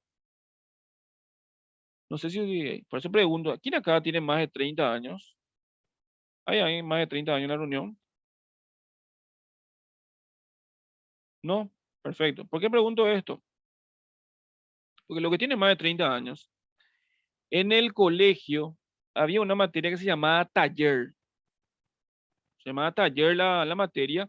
Y vos literalmente ahí te enseñaban a coser, te enseñaban a cocinar, ya todo, ¿verdad? Lo que sería ya un oficio, claro. Ahora, inclusive te enseñaban a martillar, ¿verdad? En el caso de los varones, te enseñaban electricidad, te enseñaban, bueno, eso era mi época, ¿verdad? Por eso pregunto, si alguien era más de 30 años acá, esa materia hoy desaparecía totalmente en acción, se transformó, ¿verdad?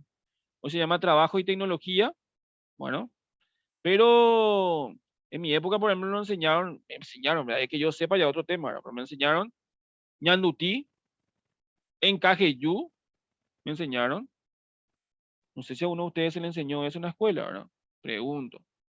¿Se le enseña hoy oficio en la escuela? A no ser que sea un colegio técnico especificado, ¿verdad? Es difícil que en la escuela hoy te enseñen eso, o en un colegio te enseñen un oficio. Porque la idea era que vos esto vayas aprendiendo de otra forma. Pero la idea de la educación es diferente. Vean que acá va a salir de la escuela, va a salir sabiendo hacer algo. Hoy se llama carreras de mando medio, oficio de mando medio, carpintero, electricista, plomero, cosas muy difíciles de conseguir hoy. Carpintero, por ejemplo, yo ya pasaba, estaba buscando uno, dificilísimo de conseguir, casi imposible. O sea, hay poquísimo, y los pocos que son, y voy a ir mañana a las 8 de la mañana, ¿verdad? Y vos le seguís esperando, martes, miércoles, jueves, y la próxima semana recién aparece en tu casa, ¿verdad? Bueno, esa es una característica también de las personas. No se enojen conmigo si uno de ustedes, ¿verdad? Es carpintero, pero la mayor parte de las veces suele ser así. El colegio jesuita, entonces comienza sus actividades en 1610, primer domine. ¿Eh? ¿Qué es lo que es domine? Domine se refiere a el que era el director o el que dominaba justamente, tenía la autoridad sobre el colegio, sería tipo el director. El primero de ellos fue Manuel de Acosta. La idea era justamente que le enseña a leer y a escribir y un poquito más, ¿verdad? Unas materias más. Este colegio empezó a funcionar con 400 alumnos. La idea era justamente que ese sea un trampolín de los chicos para que posteriormente ellos puedan acceder a la universidad, cosa que no había en Paraguay, cosa que no había, y la única posibilidad y la más cercana era la Universidad de Córdoba del Tucumán, en el cual muchos paraguayos fueron a estudiar, incluido, ¿quién? Doctor José Gaspar Rodríguez de Francia. ¿A qué edad fue a estudiar en la universidad él? Tíreme un año. Desde los 14. Excelente, así mismo. Tempranito. Hoy vos decís, a los 14 años se iba a la universidad ya. No, ¿verdad? Hoy vos te vas a la universidad a los 14. Hay casos, hay casos. Hay varios casos, ¿verdad? Gente superdotada que lo hace, pero no es común hoy, ¿verdad? Anteriormente sí. ¿Por qué? Porque el sistema educativo no estaba relacionado con la edad, estaba relacionado con el contenido que una persona puede realizarlo. Entonces vos te matriculabas, pasabas el examen, ¿verdad? Y vos directamente entrabas a la universidad. Entonces, doctor Francia tiene ahí en la Universidad de Córdoba el título de doctor en teología, que por ende le habilitaba, ¿verdad?, a ser también un abogado, y la carrera de abogacía él va a ejercer posteriormente también aquí en Paraguay. Pero el problema no está, que los jesuitas van a enseñar principalmente los sacerdotes. Ese es lo que es el inconveniente. Por eso no le dejaron que otras personas puedan formar parte de su plantel docente. O sea, para ser docente del colegio jesuita o colegio de la Asunción, vos tenías que ser sacerdote. No podía ser una persona, ¿verdad? Laica, no podía ser parte de este proceso. Entonces, aporte al enriquecimiento de la cultura paraguaya va a quedarse en stand-by, ¿verdad? Solamente se van a enseñar y quedó ahí. Entonces, por eso las letras sí van a tener mucha importancia porque los muchachos van a empezar a escribir. No solamente los jesuitas, también las personas que terminan el colegio van a empezar a escribir las primeras obras de carácter intelectual dentro de nuestro país. Bueno, ¿y eso por qué ocurre? ¿Por qué va a estar de moda? Recuerdan que hablábamos, ¿verdad? En su momento, en el año 1500, un tal Johannes Gutenberg creó justamente la imprenta y a partir de eso surge la ilustración, ¿verdad? O sea, va a estar de moda la lectura. En ese momento de panfletos. Lo mismo ocurre acá. 200 años después, esa imprenta de Gutenberg, ¿verdad?, totalmente ya reformada y transformada, llega a ¿dónde? Al Río de la Plata. Y llega específicamente en la zona geográfica de Paraguay. O sea, la primera imprenta del Río de la Plata estaba geográficamente, ¿verdad?, en la provincia del Paraguay, específicamente en las reducciones jesuíticas. Entonces, a partir de ese momento, los jesuitas van a ser muy prolíficos dentro de esa idea. Estaba en Santa María y estaba en San Ignacio Guazú, lo que serían las primeras imprentas jesuíticas del Río de la Plata. Y hay varias obras que se van a realizar, principalmente los jesuitas, que van a empezar a imprimir. Principalmente va a ser Diferencia entre lo temporal y lo eterno, del padre Juan José de Nuremberg, y también José Serrano, Pedro de Rivadeneira, van a ser sacerdotes que van a tener varias obras, entre ellas también Antonio Ruiz de Montoya, el famoso Arapurú, ¿verdad? Pero el primer libro que va a salir, ¿verdad? Va a ser Martirologio Romano. Es el primer libro que va a salir de esta imprenta jesuítica en Santa María. De ahí va a salir este libro, por eso es el libro icónico, Martirologio Romano, donde se hablaba principalmente de los santos, la historia de los santos, ¿verdad? En ese momento, y justamente como dice Martirologio, ¿no? Principalmente los temas de los mártires y la historia de la iglesia, ¿verdad? Principalmente de esa parte hablaba.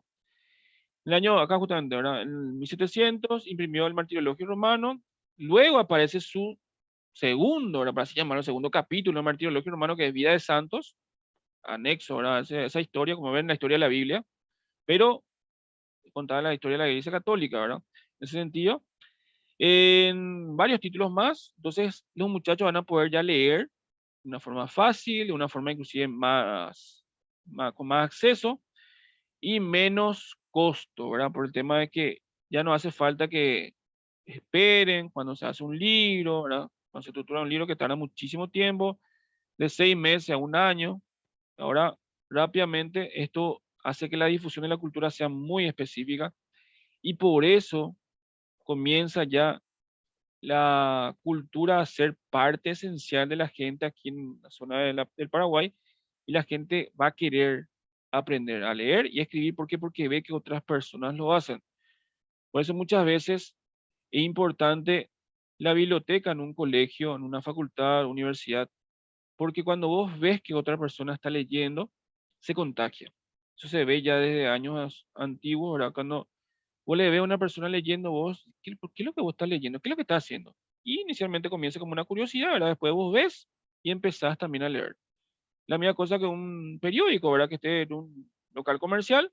La gente, si está el local comercial, ahí está el periódico, no va a leer muchas veces, ¿verdad? Pero si le ve a una persona que está leyendo y vos lees, que apasionadamente está leyendo, está tranquilamente concentrado y vos también querés leer, ¿qué es lo que tanto vos lees, ¿verdad? Sí, ahí comienza el hecho de la lectura. Y aquí comienza el icónico, vamos a hablar del icónico Real Colegio Seminario de San Carlos. Este colegio era muy prestigioso, ¿por qué? Porque a partir del colegio jesuita y después inclusive era con la clausura del colegio jesuita, cuando los jesuitas ya dejan de estar en esta zona en 1767, este colegio va a tener una importancia muy, pero muy superlativa aquí en la provincia del Paraguay todavía en ese momento. Pero tiene, mira, acá hay una cáscara de banano. Ese es un inconveniente acá, ya sea en Paraguay, ¿verdad? Una cosa es cuando está el proyecto, cuando se establece el proyecto. Otra cosa es la persona que pone la famosa palada inicial, o sea, el que comienza a construir, y otro es el que inaugura. Por ejemplo, acá cerca de mi casa, ¿verdad? Se está haciendo el paso a desnivel, le llaman, ¿verdad? Del acceso a Tres Bocas, acá en la zona de San Lorenzo, Ñemby y Villa Alicia prácticamente. Por eso se llama Tres Bocas.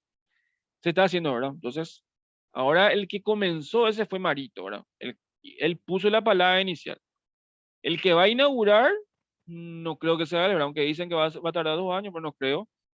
Va a inaugurar otro probablemente, ¿verdad? Entonces ahí está. Es un ejemplo más que les pongo sobre el hecho de que quién, durante dónde se crea la ley, otro el que pone la palabra inicial y otro el que inaugura. Entonces, por Real Cédula de 23 de agosto de 1776, a ver, ¿quién gobernaba en 1776 en Paraguay? La provincia del Paraguay, Agustín Fernando de Pineo. Entonces, acá atiéndame, todavía no voy a entrar en el seminario de San Carlos, le hace una pregunta. Yo entonces puedo sacar una pregunta ahí.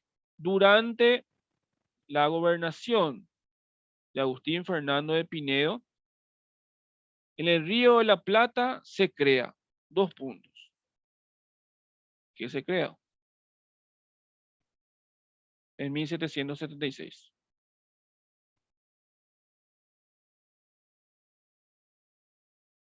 A ver, ¿qué se crea?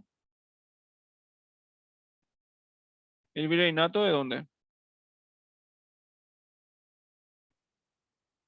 ¿Virreinato? del Río de la Plata.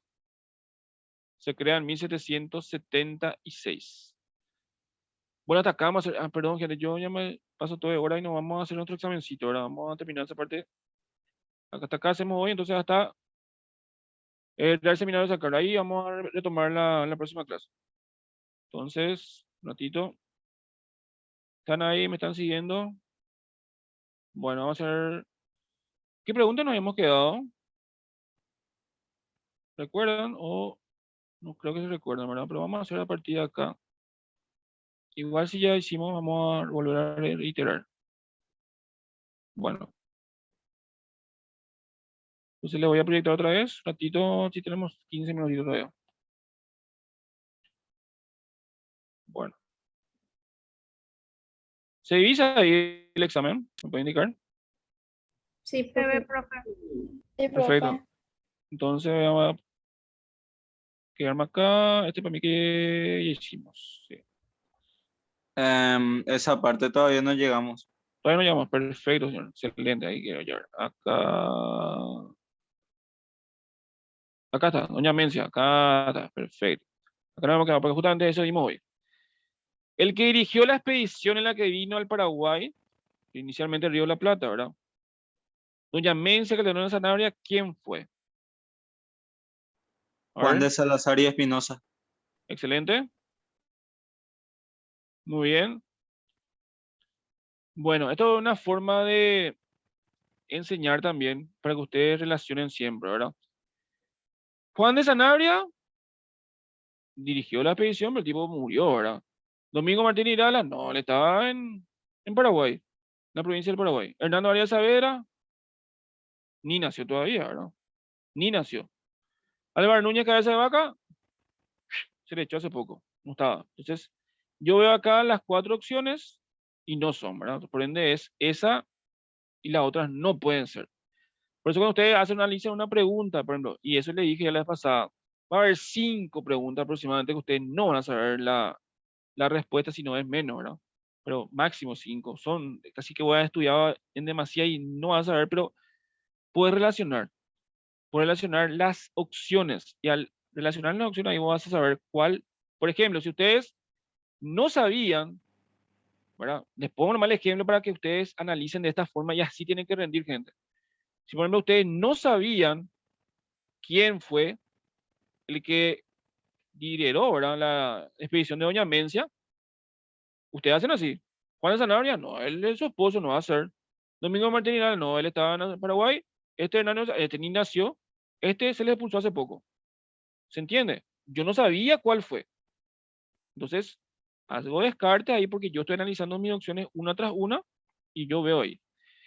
Bueno, fue nombrado por el primer adelantado como su sucesor. Me refiero a don Pedro Mendoza. ¿Quién es sino como sucesor? Lugarteniente sería. Y el tipo después desapareció en acción, en el norte. ¿Quién era? Juan de Ayolas. Excelente. Juan de Ayolas. Muy bien. Juan Salazar de Espinosa no fue, ¿verdad? Se fue a buscarle a Juan de Ayolas. Juan de Garay, no, no, no. Él va a fundar en la segunda Buenos Aires. Juan Ortiz de Zárate, adelantado. Juan de Vera, no. Ese ayuda, o sea, distractor, no existe Juan de Vera. Bueno, siguiente, Taba. A ver, ¿qué era la Taba? Conjunto de chozas, vestimenta de los hombres guaraníes, lugar destinado al Burubillá, plantación en los bosques, la embarcación en los guaraníes. ¿Qué era la Taba? El conjunto de las chozas. Excelente, muy bien, perfecto. Vestimenta, no, ¿verdad? Ese tipo de caso de los hombres guaraníes no tenían los vestimentas, semidesnudos andaban los muchachos, ¿verdad? Lugar destinado al Burubillá, no, eso no era su hogar, ¿verdad? No era un lugar específico. Las plantaciones en los bosques se llamaba Cocué, eso no es eso. Y embarcaciones, los guaraníes no tenían, principalmente los pambios sí las tenían, ¿verdad? La historia, a ver, ¿qué historia? O sea, en la primera clase vimos, primera unidad. La D. La B, La E. acá yo veo, atiéndame, acá hay económicas, solamente económicas, no, ¿verdad? La D, profe. La No, B no, es los la D creo fósiles, que es, la profe. ciencia. La ciencia Sí, que muy estudia bien. los hechos Vamos a ir fósiles. relacionando uno a uno. Sí, sí, sí. La ciencia que estudia al hombre, antropología. Todas no es, ¿verdad? Porque acá dijimos que está fósiles. Entonces no puede ser todas. Por ende es la D. Estudia los hechos. Solamente la historia estudia los hechos realizados por el hombre. Porque acá solamente dice actividades económicas. Solamente. Y relatos dice. La historia no estudia solamente relatos. Estudia hechos. O sea, por documentos. Fósiles es paleontología, por ejemplo. Los dinosaurios, ¿verdad? Fósiles. Y la antropología es la que estudia al hombre en sí. Antropo, hombre, logía, ciencia, ¿verdad? Ciencia que estudia al hombre. Bueno, la primera vuelta al mundo fue realizada por la expedición de ¿quién? Circunnavegó la Tierra. Hernando de Magallanes. Excelente. Ahí, por ejemplo, hay una cáscara de banana. Excelente, señor. ¿Por qué dice ahí? La primera vuelta al mundo fue realizada por la expedición de. O sea, ¿quién estuvo a cargo inicialmente de la expedición? Hernando de Magallanes. Pero si la pregunta decía, la primera vuelta al mundo fue realizada por y se le sacaba esta expedición, ahí quién iba a ser. ¿De El acuerdo? Cano. Excelente. Ahí va a ser el Cano. Se ve la diferencia, ¿verdad? Entonces más quiero que entienda. Ese pone una cáscara de banana. La primera vuelta al mundo fue, ¿quién es la expedición siempre del que firmó el contrato? Un ejemplo sería la expedición de Don Pedro de Mendoza. La expedición de Don Pedro de Mendoza va a ser siempre. Por más que Juan de Ayolas sea su lugarteniente, el que hizo el contrato, el que creó la expedición y el que lideró, justamente fue Don Pedro. Y lo mismo acá. Por más que este personaje haya fallecido en Filipinas y no haya llegado, ¿verdad? A lo que sería España, y sí lo hizo su lugarteniente como Sebastián Elcano. Por eso la opción sería Magallanes. El objetivo de Don Pedro Mendoza fue, ¿cuál sería su objetivo?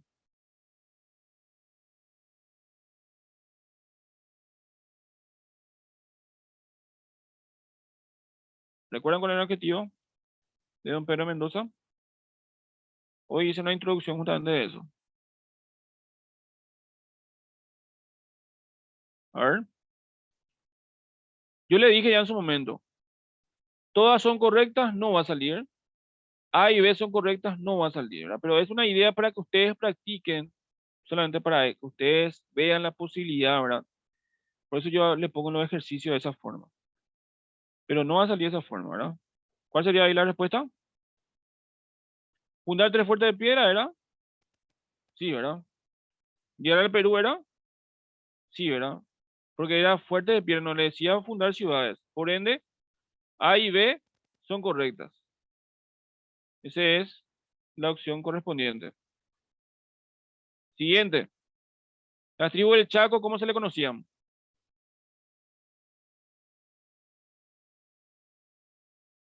¿Cómo se le llamaban las tribus del Chaco? Pámpida. Muy bien, excelente. Pámpidos, muy bien. Amazonios eran los guaraníes en sí. Guaraníes después de pieles rojas, estamos hablando ya de los Sioux allá en Norteamérica, y los Carios era una de las etnias de los guaraníes. Bueno, 1516 llega acá a la zona de lo que sería posteriormente el Río de la Plata. Él lo llama Mar Dulce. Durante toda la época colonial se le llama Río de.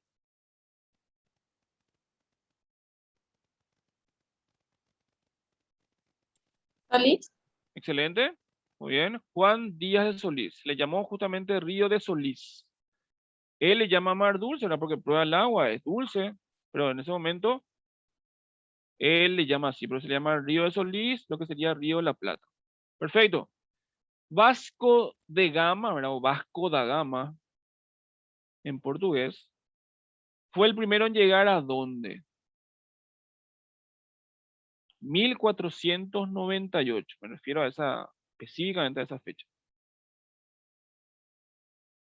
Portugués. Fue el primero en llegar a dónde. ¿Dónde llegó él?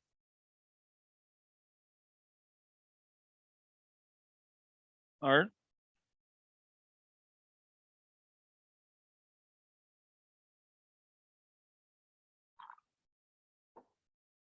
Vamos a ir haciendo descartes.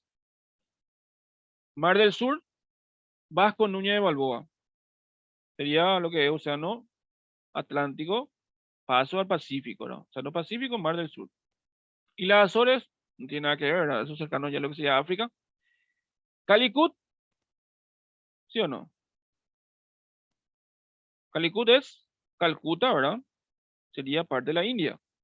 Cabo Tormentoso, ¿me acuerdan? No, ¿verdad? Y Isla de Cabo Verde, tampoco. Vasco da Gama llegó 1498, lo que sería Calicut o Calcuta. Recién ahí llegaron los muchachos portugueses, ¿eh? Mucho tiempo le tomó. Bueno, a ver acá. Esta es una cáscara de banana. El fuerte Nuestra Señora de la Asunción pasa a ser ciudad después de la creación del Cabildo. ¿En qué año esto se hizo?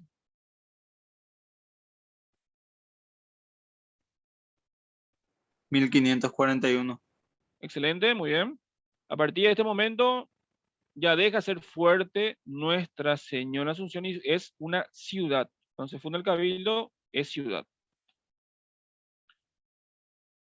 Siguiente pregunta.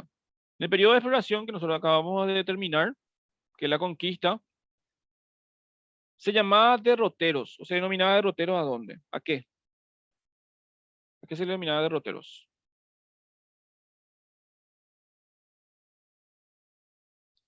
A ver.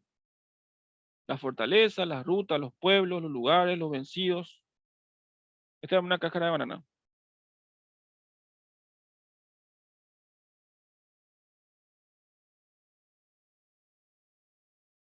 ¿Cuál sería?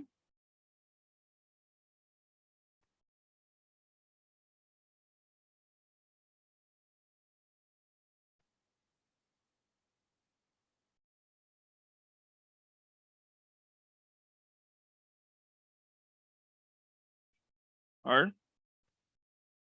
¿Les escucho?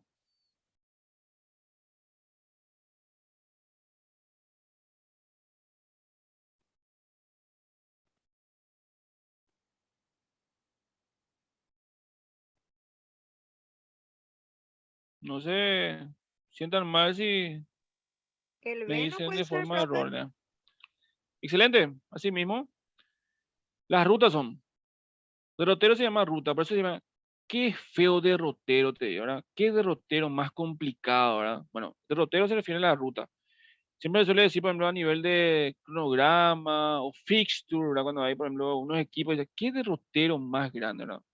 Justamente derrotero pues tenés que ir de la idea de victoria, ¿verdad? Pero se le llama derrotero justamente ya a partir de este momento, porque justamente la idea era salir de esta situación y buscar nuevos rumbos.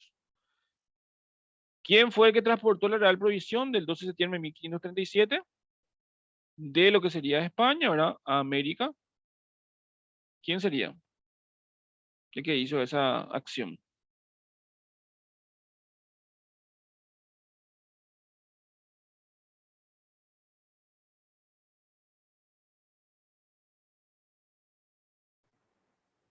Puede ser.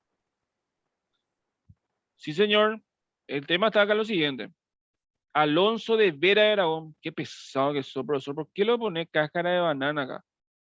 Excelente acá el compañero. El compañero vio a Alonso, pero el apellido no es igual.